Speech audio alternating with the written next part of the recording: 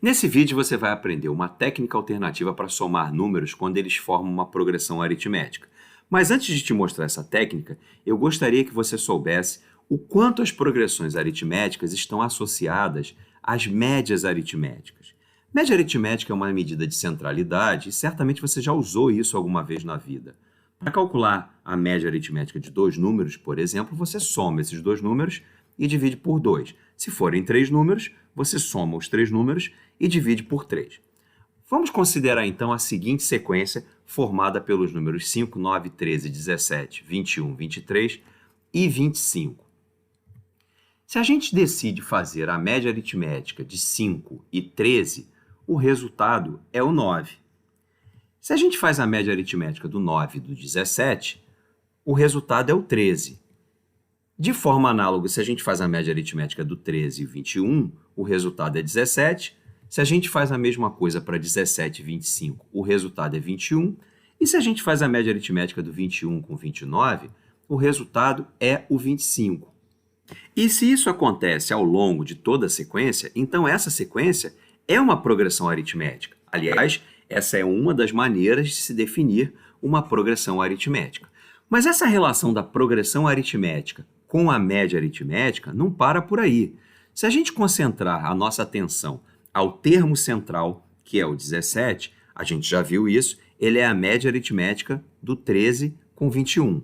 Mas ele também é a média aritmética do 9 com 25 e também do 5 com 29.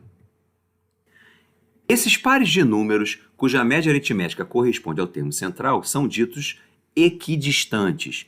Isso então vai acontecer com 5 e 29, eles são equidistantes, o mesmo com 9 e 25 e a mesma coisa com 13 e 21. Portanto, três pares de equidistantes. Agora que nós já vimos que esses 7 números formam uma progressão aritmética, já vimos o que são equidistantes e já vimos como esses números estão associados através de médias aritméticas, eu vou propor a você que nós façamos a soma desses 7 números. Eu vou fazer isso com você de uma forma pouco usual. Eu vou começar pedindo que você transfira 4 unidades do 21 para o 13, de modo que o 21 vai diminuir 4 unidades e o 13 vai aumentar 4 unidades. Se você fizer isso, tanto o 13 quanto o 21 vão se transformar em 17.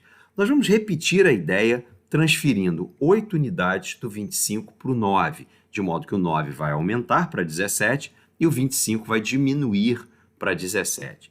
E vamos repetir essa ideia transferindo 12 unidades do 29 para o 5, de modo que eles também se transformarão em 17. Dessa forma, a gente acaba de ver que a nossa soma original foi transformada numa soma exclusivamente formada pelo termo central, que é 17. Isso significa dizer que a soma proposta pode ser calculada simplesmente fazendo 7 vezes 17, em que 7 é a quantidade de números que estão sendo somados e 17 é o termo central. Eu quero agora lembrar você que o 17, o termo central, é a média aritmética do par de equidistantes 13 com 21 e também é a média aritmética do par 9 com 25, da mesma forma que é a média aritmética de 5 com 29. E aqui eu quero chamar a atenção para o papel que cada um desses dois números desempenha na nossa sequência. O 5 é o primeiro termo da sequência e o 29 é o último termo dessa sequência. Eu vou agora representar cada uma dessas informações em linguagem matemática. Nessa linguagem, a quantidade de números é representada por n, o primeiro termo é representado por A1 e o último termo é representado por AN. Com essa simbologia, eu consigo então estabelecer uma regra geral. Sempre que eu estiver somando números que formam uma progressão aritmética, eu posso simplesmente multiplicar a quantidade de números n pela média aritmética do primeiro termo com o último termo, A1 e AN. Portanto, a regra geral fica n, que multiplica A1 mais AN sobre 2. Aplicando isso no nosso problema, nós temos 7, que é a quantidade de números que estão sendo somados. As extremidades, o primeiro termo e o último termo são, respectivamente, 5 e 29, e isso vai dar 7 vezes 17, cujo resultado é 119. Se você percebeu que a nossa técnica para somar esses números se apoiou na ideia de termo central, pode ser que você esteja se perguntando, mas e se não houver termo central? Isso realmente pode acontecer quando a quantidade de números na soma for par. No exemplo, você vê 6 números sendo somados e, de fato, não há um termo central. Em situações como essa, o que a gente faz é imaginar que o termo central é a média aritmética dos dois números que estão mais próximos do centro. No nosso exemplo, são 13 e 17. Sendo assim, o 15 fará o papel de termo central da nossa sequência, ainda que ele não faça parte da soma. Estabelecido o 15 como referência, eu vou mais uma vez começar a transferir valores de um lado da soma para o outro.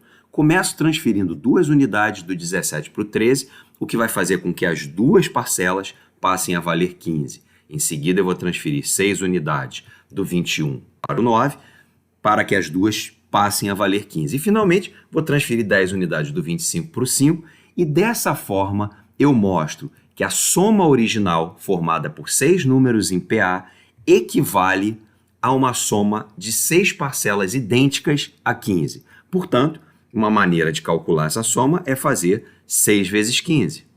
Nesse ponto, eu devo lembrar a você que o 15, o nosso termo central fictício, continua sendo a média aritmética dos equidistantes, ou seja, a média aritmética de 13 e 17 é 15, assim como a média aritmética de 9 e 21 também é 15. E, finalmente, a média aritmética de 5 e 25 também é 15, sendo que o 5 e o 25 ocupam um papel importante na nossa sequência porque eles são, respectivamente, o primeiro termo e o último termo, o que garante que a nossa técnica, a nossa regra para somar números em PA continua funcionando mesmo se a quantidade de números na soma for par. O que você verá na prática a seguir numa questão do Enem de 2013. Eu sugiro que você pause o vídeo, leia o enunciado, tente resolver a questão. Em seguida você volta para conferir a solução. Essa questão trata das projeções anuais de produção de arroz, desde 2012 a 2021. Portanto, essas projeções formarão uma sequência numérica com 10 números. Na tabela você vê os 4 primeiros e também pode perceber que eles vão aumentando de 1 em 25 em 1 em 25. Portanto, essa é uma progressão aritmética de razão 1,25. O objetivo da questão é somar, é calcular a soma de toda a produção desde 2012 até 2021. Portanto, nós teremos que somar todos esses valores. Nós temos duas opções. Ou nós escrevemos a tabela inteira até 2021 e depois efetuamos a soma dos 10 resultados, ou, como esses números formam uma progressão aritmética, a gente pode usar a nossa técnica. Entretanto, para isso, a gente precisa saber a quantidade, e nós já sabemos, 10. Nós precisamos saber também o primeiro valor da sequência, e nós sabemos, é o 50,25. Mas falta ainda saber o último valor, aquele que corresponde ao ano de 2021. Então, antes eu vou precisar calcular esse resultado. Para isso, eu vou partir do 2015, cujo valor correspondente é 54, e vou usar as nossas técnicas de progressão aritmética para calcular o valor correspondente ao ano de 2021. Perceba que de 2015 para 2021, nós damos um salto de 6 unidades. Como cada salto nos valores das projeções vai pulando de 1,25 em 1,25, ou seja, cada salto vale 1,25, do lado direito da nossa tabela, o salto terá que ser de 6 vezes 1,25, o que nos faz chegar à conclusão de que o aumento de 2015 a 2021 é de 7,5. Portanto, o valor final, o valor lá em 2021, será 61,50. Com esses valores, a gente já pode calcular a soma que começa em 2012 e termina em 2021, fazendo 10, que é a quantidade de números que estão sendo somados, vezes a média aritmética do primeiro, que é 50,25, e do último, que é 61,50. E esse resultado vai dar 558,75. Portanto, a resposta para essa questão é a letra D.